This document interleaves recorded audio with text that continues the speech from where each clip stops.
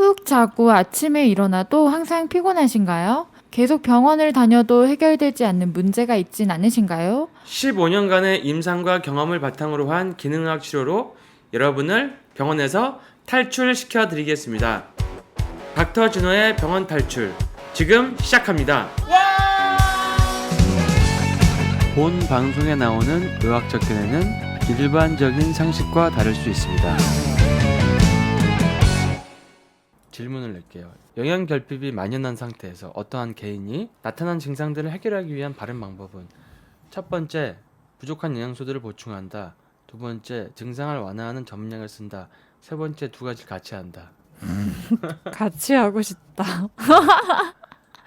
원장님, 전 같이 하고 싶어요. 이거는 증상이 너무 심하면 3번이 답이죠. 그러니까요. 답이 항상 한 가지는 아니에요. 우리나라 사람들은 한 가지라고 생각하는데 증상이 심한 분들, 예를 들어서 아토피가 심하면 증상을 완화하는 좀 약을 쓰면서도 네. 그다음 그 사이에 영양소들을 얼른 보충해서. 불균형한 것들 보충해 주는 거죠. 네, 네. 그다음에 아니면 증상이 별로 안 심하다. 그런 증상 완화제가 필요 없다 그러면 1번이 정답이겠죠. 그분한테는 네. 그렇게 할 수 있는 거죠. 아까 얘기했지만 영양소가 치료제가 될 수 있는 이유는 너무 간단해요. 옛날엔 영양결핍이 없었는데 산업화가 토양에 영양결핍을 만들었기 때문에 지금 영양소가 치료제가 될 수 있는 거예요. 되게 황당한 이유죠. 토양에 영양결핍이 있기 때문에 네. 사람의 영양결핍이 오는 거예요. 그래서 이상하구나. 영양소가 치료제가 될 수 있는 거예요. 근데 보면은 방송에서 뭐 영양제를 먹어도 효과가 없고 그거는 뭐 다 무슨 사기다 뭐 이렇게 얘기하는 선생님이 계시거든요. 네. 그래서 제가 알아봤는데 영양소로 환자를 치료해본 경험이 없으시더라고요. 그리고 검사를 해보신 경험도 없고 그럼 무슨 근거로 말씀하시는 그게 그냥 걸까요? 논문 보고 하시는 말씀이더라고요. 아. 근데 경험이 없는 체험이 없는 지식은 사실은 독이 될 수도 있어요. 네. 체험이 없는 지식은 독이 될 수 있죠. 예를 들어서 간단한 여성들 뭐 피부 레이저 시술을 받는다라고 네. 했을 때 먼저 받아본 사람한테 물어볼 거예요, 아니면 그거에 대한 정보를 이렇게 읽어서 서칭만 한 사람? 그 차이죠. 그쵸. 해본 사람한테 물어봐야죠. 뭐 장황한 얘기 필요 없어. 그냥 해보니까 어떻더라가 더 중요한 거 아니에요? 네. 그리고 실제로 그런 분은 본인이 검사를 하셔서 결핍된 거를 이렇게 보충해드려서 좋아지는 걸 한번 체험해보게 했으면 좋겠어요.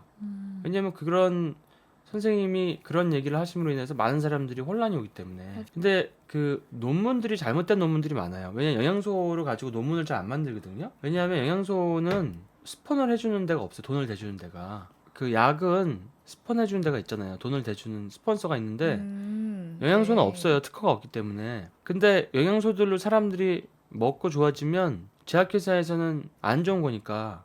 그쵸. 약을 안 타먹고. 그러니까 이제 뭐 제가 보면은 영양소에 대한 그 논문을 보면요, 이런 식이에요. 항산화제 뭐 비타민 뭐 예를 들어 비타민 E를 먹었더니 항산 효과가 없더라. 근데 중요한 거는 그걸 보고 이제 사람들은 이제 어떤 분은 그걸 보고 항산화제가 효과 없다 막 이렇게 얘기를 하는 거죠. 방송에서. 네. 근데 사실 기능학 한 선생님들은 그거 보면은 일단 이 제품이 비타민 E라 그러면 이게 무슨 형으로 되는 건지, 흡수가 잘 되는 건지, 어떤 회사 어떤 제품을 썼는지가 궁금하고, 두 번째는 이 디자인을 누가 했는지, 논문 디자인을. 왜냐하면 항산화제는 네트워크로 작용하거든요. 비타민 C, 비타민 E, 코엔자임 Q10, 뭐 플라보노이드, 뭐 오메가3 이런 것들이 같이 작용하는 거죠. 하나만 있다고 작용하는 게 아니거든요. 근데 하나만 딱 쓰고 나서 네. 효과가 없다고 나오는 얘기를 하는 거예요. 그런 어떻게 보면 참 이렇게 살짝 돌려 말하기 좋네요. 그러니까 되게 어떻게 보면은 보면 아닌 말도 아닌데. 그 논문이 있긴 있으니까 예. 그거를 근거로 뭐 뉴스도 나오고 뭐 선생님들이 그걸 보고 얘기를 할 수도 있단 말이에요. 근데 실제로는 항산화 수치가 높은 사람한테 항산화제를 골고루 주면 이 사람이 반드시 좋아지거든요. 근데 이게 체험을 해보면 분명히 아는데 그 논문들은 단일 항산화제 가지고 효과가 없다고 이렇게 얘기를 하는 거예요. 그 저희 같은 일반인들은 어디 논문 발췌 이렇게 하면 그뭐 되게 당연히 논문이면 다 맞는 말 같단 말이죠. 그대로. 그러니까 그런 것들을 사실은 이렇게 네. 그냥 다 믿지 마시고 기능학 한 선생님들의 얘기를 잘 들으셔야 돼요. 되게 중요합니다. 체험이 있는 네. 분들. 해독이 왜 만연해졌을까? 이것도 궁금해서 제가 같이 넣었는데요. 그러게요. 언제부턴가 디톡스 프로그램 음. 이게 엄청 유행이죠. 자, 디톡스 프로그램이 있다는 얘기는 독소가 많다는 얘기겠죠. 그렇죠. 여기 써 있지만 원시 시대에는 해독이라는 개념이 존재하지 않죠. 원시 시대는 그냥 그냥 독소라는 독소가, 개념 말 예. 단어도 없었을 것 같아. 독소라는 개념도 없었겠다. 그치. 예를 들어 예. 뱀독 이런 건 있었겠지. 그런 거 있었겠죠. 그 외에는 없는 거죠. 그러니까 사실은 산업화가 환경독소 증후군을 만든 거죠. 그러니까 우리는 독소가 많으니까 해독이라는 얘기가 나온 거다. 그럼 독소가 왜 생겼냐? 산업화에서 생긴 거예요. 그리고 네. 현재 치료가 잘 안 되고 자꾸 증가하는 자가면역 질환, 아토피, 심혈관계 질환, 암 이런 것들은 다 생활습관병인데 좋아요. 만성질환인데 그건 다 독소가 연관이 있어요. 점점 밝혀지고 있거든요. 자, 주위에서 흔히 접할 수 있는 환경 호르몬을 보면 제가 환경 호르몬 좀 쓰거든요. 어쩔 수 없이 쓰게 되죠. 어쩔 수 없이 보세요. 매니큐어 이렇게 바르고 있으면 원장님 와서 아우 환경 호르몬 바르고 있네. 환경 독소 바르고 있네. 제가 그런 얘기를 했나요? 네. 저번에 뭐 납스틱을 바른다. 납스틱. 무서워. 그다음에 이 드라이 클리닝 한 것도 바로 입으면 원래 안 좋은 거예요. 원장님 제가 원장님한테 이 얘기 듣고 비닐을 그대로 잘 예쁘게 보관을 한 다음에 이제 이런 환경 독소를 잘 묻어놓은 다음에 뜯어서 바로 있거든요. 그걸 원래 베란다에 한 일주일 정도 내놓고 그 외에도 이제 애기들이 저 말랑말랑한 장난감 그런 걸 입에다 빨고 그러죠. 그게 프탈레이트죠. 자, 그다음에 뭐 다이옥신, PCB 같은 산업 폐기물, 체중을 늘리려고 에스트로겐성 물질이 들어있는 사료를 먹인 동물의 고기. 그래서 그 목초 먹인 고기를 먹어야 되는구나. 예, 그러니까 아니면 해독을 잘하든지 에스트로겐 물질이 이제 걔네들이 에스트로겐을 뭐 많이 먹은 게 아니라 환경 독소가 몸에 들어가면 동물의 몸에 들어가도 에스트로겐 작용을 하기 때문에 그게 그 고기를 먹은 사람도 그렇게 되는 거죠.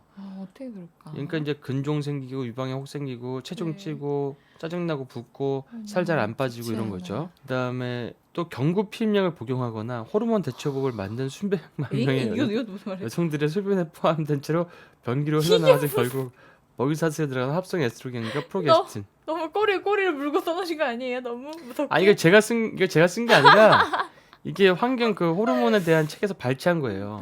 너무 꼬리를. 그러니까 이제 경구 피임약이 사실은 환경 호르몬이라는 얘기죠. 저도 예전에 많이 먹었거든요. 스프레이 안 나왔다. 저 헤어스프레이 맨날 뿌리는데. 그런 것도 다 들어있는 거죠. 근데 그런 거를 조금 덜 쓰게 되니까 몸이 확실히 좋아지지 않았나요? 그런 걸 덜 썼다기보다 해독하는 걸 많이 먹었죠.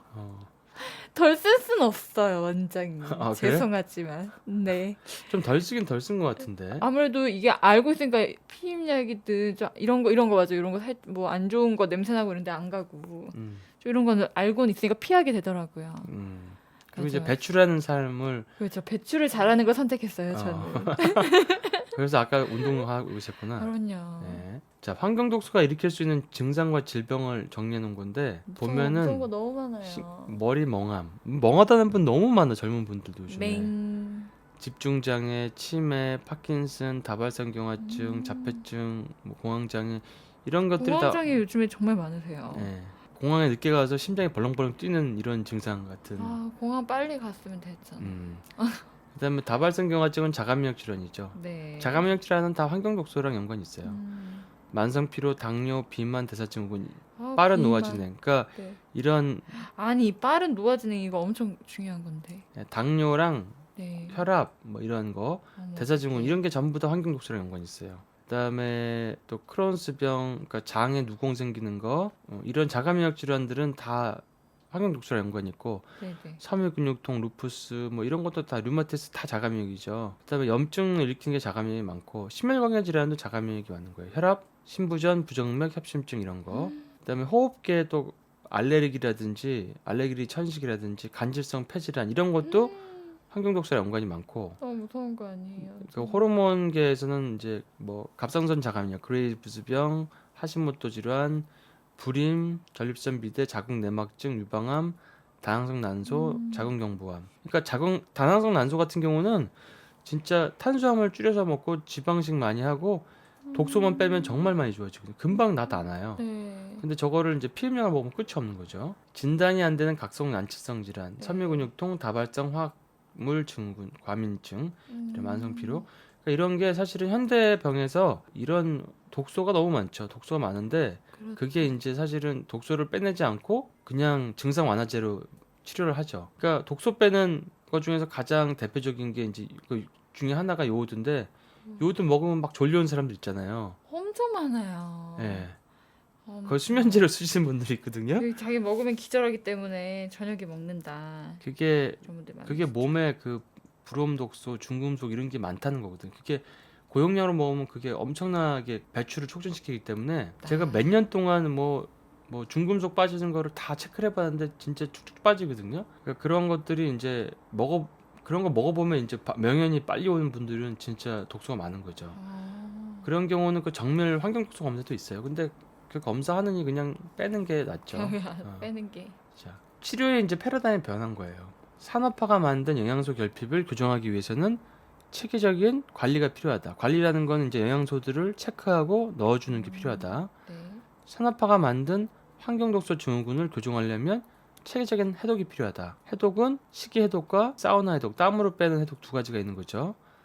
또 어떤 독소에 따라서 뭐가 잘 빠지는지가 틀려요. 예를 들어서 수은 같은 경우는 아연이나 셀레늄, 비타민C 이런 게 잘 빼고요. 그다음에 납 같은 경우는 EDTA, 킬레이션 주사가 잘 빼고 비타민C가 잘 빼고 킬레이션이 잘 빠져요. 근데 킬레이션은 수은엔 또 안 빠져. 수은은 잘 안 빠져요.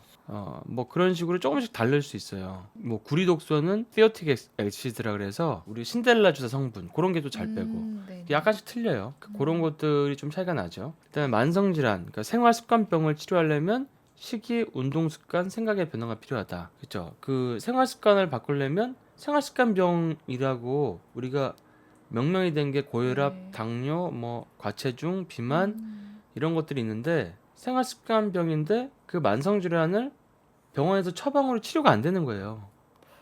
처방으로는 근치가 안 돼요. 그죠. 생활에서 바꿔주셔야 되고. 근데 이제 생활에서 바꾸는 게 네. 진료실에서 네. 이루어지기가 참 쉽지 않은 환경이죠. 보통 대부분 막 큰 병원 가면 30초 진료 이렇게 되니까 뭐 그냥 담배 피지 마세요. 뿅! 술 먹지 마세요. 운동하세요. 운동하세요. 끝. 끝. 그러면 그게 되기 힘든 거죠. 그걸 이제 체크도 안 해. 생활 습관을 바꾸는 거를 네. 점점 우리 기능학한 선생님들이 뭔가 시스템을 좀 만들어야 될 것 같아요. 저희도 이제 노력을 많이 하고 있어요. 그래서 이게 병의 어떤 그 병을 나무로 보면 그 질병은 이제 이런 나무 열매나 이파리다. 그리고 이런 코어 디스펑션을 찾아내는 게 기능학적 검사예요. 산화, 스트레스, 호르몬 문제, 신경전달 물질 문제, 미토콘드리아 대사 이상, 면역 문제, 해독 문제, 소화관 문제, 근육 뭐 이런 구조 문제, 염증 문제 이런 걸 찾아내는 게 기능학이에요. 디지즈에서 이런 각 캔서, 알츠하이머, 당뇨, 천식 이거에 대해서 약을 처방한 매칭한 거가 네. 기존의 의학이고 요 밑에 있는 코어 디스펑션을 잡아내는 게 기능학 검사죠. 이런 것들을 보통 뭐 약도 쓰지만 영양소나 생활습관 교정으로 많이 치료하고 그러면 뿌리되는 코즈가 뭐냐? 대부분은 환경적인 스트레스, 독소, 식이습관, 영양소 문제, 뭐 유전자도 있고 운동 문제, 그다음에 뭐 여러 가지 정신적 스트레스 뭐 이런 거 스트레스가 많죠. 수면 문제, 그 관계 문제.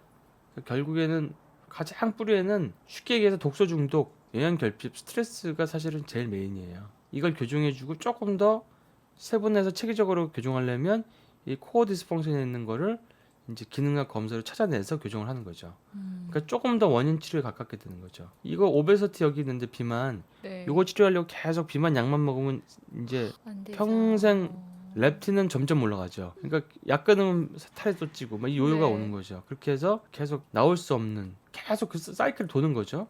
비셔스 사이클, 안 좋은 사이클 도는 거죠. 자, 그래서 이게 이제 마크 하이먼이라는 의사분이 아카이먼. 쓴 얘기예요. 그러니까 아까도 네. 얘기했지만 병을 찾아서 병의 이름을 찾아서 여기 나온 거구나. 예, 네. 병에다가 약을 갖다 매칭하는 것보다는 훨씬 더 중요한 건 뭐냐면 당신 몸의 기본적인 시스템의 불균형을 찾아가지고 그걸 회복하는 게 더 중요하다. 이게 바로 이제 기능학에서 우리가 치료하는 가장 그 핵심 원리이자 네. 뭐 현재 시행하고 있는 것들이죠. 사실 이제 얘기는 우리가 영양제를 왜 언제부터 먹게 되었나 네. 여기서 시작했지만 결국엔 산업화다. 우리가 만든 거다. 그래서 앞으로 공기도 먹을 수도 사 먹어야 될지도 모른다. 그래서 우리는 사실 우리가 어떻게 하겠어요. 그럼 다시 뭐 원시 시대를 만들 수도 없고 그러니까 우리가 해야 될 거는 배출하는 삶을 잘하고 부족한 영양소 보충, 해독을 잘하자. 그래서 네. 좀 더 약에서 조금 더 뿌리 원인으로 내려가서 그런 것들을 교정하는 게 정말 병원에서 하는 치료 같지 않아 보이지만 그게 조금 더 원인을 더 치료할 수 있는 거다. 이게 오늘의 결말입니다. 그래서 영양제를 언제부터 사 먹게 됐나? 왜 그래야만 네. 했나? 한번 이것도 써봐도 될 것 같아. 자, 공기를 언제부터 팔까 한번 예상을 해보시고 팔긴 팔 것 같죠. 왠지 어떡해. 언제부터 팔 것 같아요. 이런 식으로 가면. 큰일 났다. 이제 공기도 사 먹으려면은 딴 거 사 먹을 게 얼마나 많은데. 네. 자, 그럼 여러분, 여러분 마스크 꼭 하세요. 예, 다들 건강하세요. 건강하세요. 네.